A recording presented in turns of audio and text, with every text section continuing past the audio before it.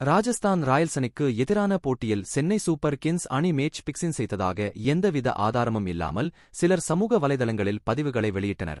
என்ன நடந்தது வாங்க பார்க்கலாம்.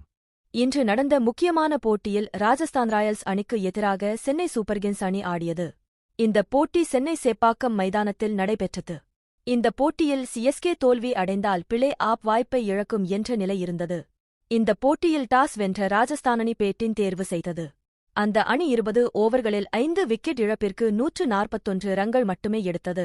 இந்த ஆண்டு ஐபிஎல் தொடரில் ஒவ்வொரு அணியும் மிக எளிதாக 200 ரன்களை எடுத்து வரும் நிலையில் ராஜஸ்தான் ராயல்ஸ் ரன் குவிக்க வேண்டும் என்ற நோக்கமின்றி 5 விக்கெட் மட்டுமே இழந்து 141 ரன்கள் எடுத்திருப்பது சந்தேகத்தை கிளப்பியுள்ளதாக ரசிகர்கள் குறிப்பிட்டுள்ளனர்.